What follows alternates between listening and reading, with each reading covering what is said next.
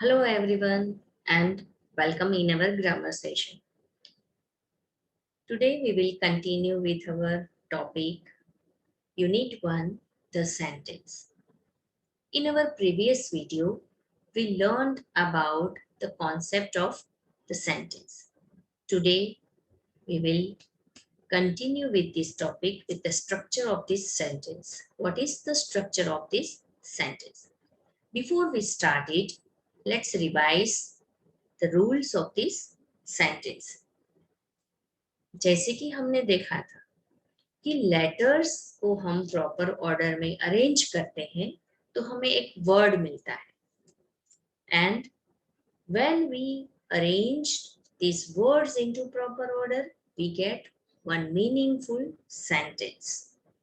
And when we write a sentence we must remember two things: first letter capital, and at the end of the sentence put full stop. If it is statement, put question mark if it is question.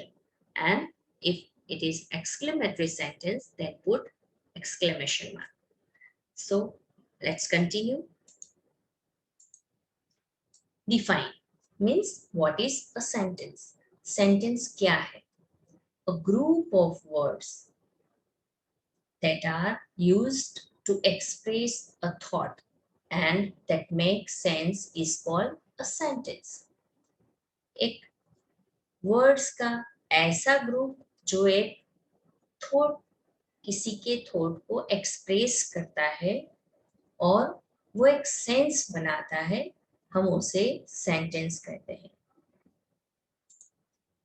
When we use this sentences, हम इस sentences का use कहाँ पर करते हैं? When we speak, जब हम बोलते हैं. अगर हम सामने वाले पर्सन को अपना मैसेज अगर हम उसे डिलीवर करना चाहते हैं, then it is very important that we have to speak a meaningful sentence. हमें अपने वर्ड्स को अरेंज करके एक मीनिंगफुल सेंटेंस जब हम बोलते हैं तब हम सामने एक मैसेज पास कर सकते हैं. When we read, जब हम कुछ रीड करते हैं, अगर उसमें सिर्फ वर्ड्स हो जो कि अरेंज ना हो तो हम उस बुक में क्या मैसेज है वो पढ़ नहीं पाते हैं.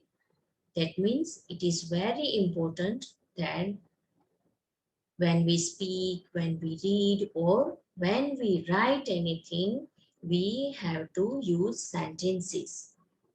We make use of complete sentences.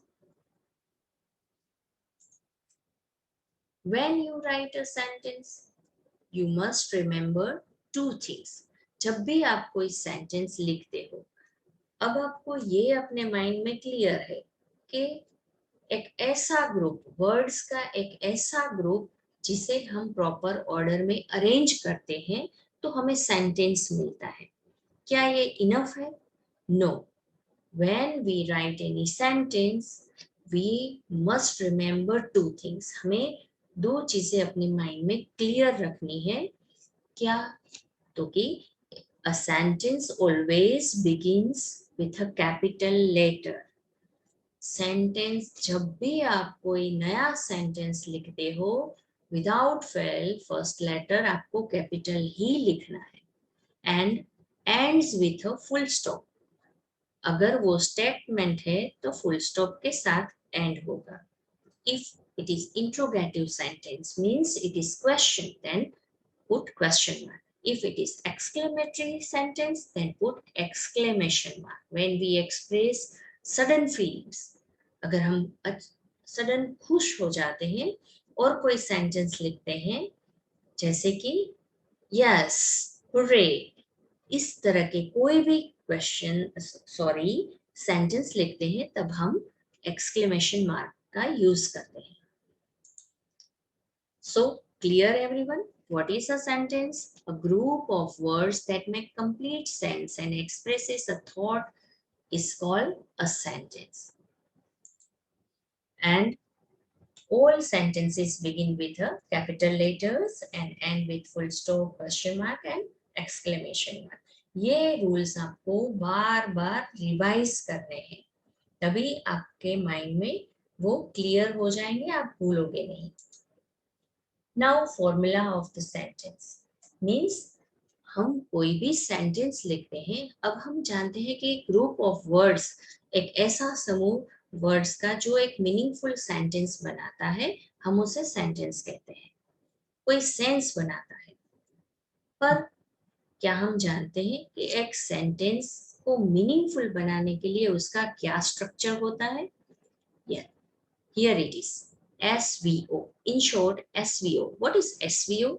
Yes, subject. Subject means the object or person being talked about.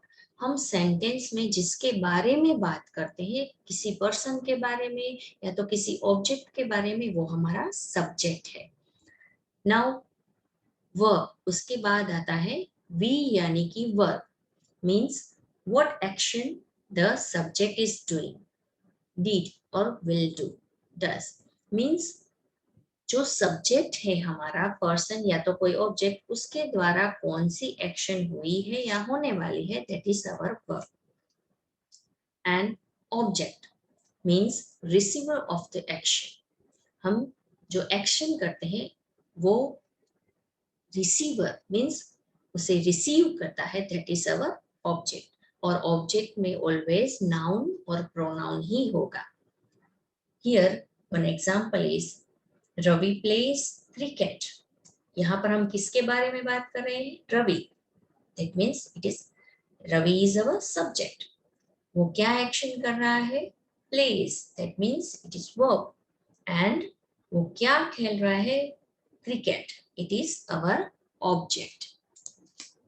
Here. He gave his teacher an apple. Subject, verb, indirect object और direct object। यहाँ पर हम देख सकते हैं ही यानी कि जिस पर्सन के बारे हमने बात की है, that is our subject. Gave, it is verb, यानी कि वो क्या दे रहा है? An apple, it is direct object.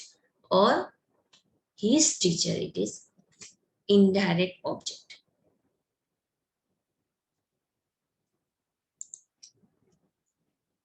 She ate a hot dog. Here she, subject, verb ate, वो क्या एक्शन कर रही है? खाने की, means ate is our verb। और डायरेक्ट ऑब्जेक्ट मीन्स हमारा ऑब्जेक्ट क्या है इस सेंटेंस में? a hot dog। Here John is sleeping in a bed। हम यहाँ पर किसके बारे में बात कर रहे हैं? John. That means John is our subject. John is sleeping, वो एक क्या एक्शन कर रहा है? उसके द्वारा कौन सी एक्शन हुई? Sleeping, that is our verb. और ऑब्जेक्ट यहाँ पर क्या है? A bed. Ted is reading a newspaper. इस सेंटेंस में हमने किसके बारे में बात की? टेड के बारे में। वो क्या कर रहा है? रीडिंग। और वो क्या रीड कर रहा है? न्यूज़पेपर, यानी कि टेड हमारा सब्जेक्ट, रीडिंग वर्ब और न्यूज़पेपर हमारा ऑब्जेक्ट। यहाँ पर हम एक छोटी सी क्यूट सी बेबी यानी कि सानिया के बारे में बात कर रहे हैं। ये अभी बोलना थोड़ा थोड़ा सीखी हो, तो वो क्या पूरा सेंटेंस बोलेगी? नहीं, वो सिर्फ कुछ वर्ड्स बोलेगी। यानी कि अगर वो खेल रही है तो play, ball, sleep, math, study, क्या हम इन वर्ड्स के जरिए उसका वो क्या कहना चाहती है वो हम समझ पाएंगे? नहीं। तो हमें क्या चाहिए? इंग्लिश वर्ड ऑर्डर मीन्स क्या स्ट्रक्चर होना चाहिए सेंटेंस का, तभी हम समझ पाएंगे। उसमें सब्जेक्ट होना चाहिए, वर्ब होना चाहिए और ऑब्जेक्ट होना चाहिए। Subject, subject is a person और a thing doing the action. जैसे कि हमने पहले देखा कि सब्जेक्ट में नाउन और प्रोनाउन ही होंगे, और जो नाउन और प्रोनाउन है या तो पर्सन है वो एक्शन कर रहा है, मीन्स कौन एक्शन कर रहा है, दैट इज अवर सब्जेक्ट। हम जिसके बारे में बात करते हैं सेंटेंस में वो हमारा सब्जेक्ट है। सब्जेक्ट में नाउन प्रोनाउन होंगे, तो pronoun means I, you, he, she, it, जो नाम की जगह पर यूज होते हैं। हियर एफिल टावर, किसी प्लेस के बारे में बात करें, that is also subject. Sania means it is a name of person. Dog, it is a name of animal. Purse means it's a thing. So we have Eiffel Tower, Sanya, dog, and purse. We have all these words as a subject in our sentence. Subject के बाद verb है, means action done by the subject. Subject के द्वारा जो भी action की गई है उसे हम verb कहेंगे। Means अगर कोई खेल रहा है, प्ले, प्ले वो एक एक्शन है। स्लीप वो भी एक एक्शन है। अगर कोई स्टडी कर रहा है, that means it is verb. Subject plus verb, then object. A object is affected by the action of the verb. Verb से affect हो उसका जो रिसीवर होता है वो हमारा ऑब्जेक्ट होता है, जो एक्शन को रिसीव करता है। ऑब्जेक्ट में ऑलवेज नाउन और प्रोनाउन आएंगे और उसमें प्रीपोजिशन का भी यूज होगा। जैसे कि प्ले, बोल, तो हम उससे समझ नहीं पाएंगे, पर अगर हम उसमें सब्जेक्ट ऐड करें, I play with a ball, then we can understand, it make a complete sense, so we can say that it is sentence.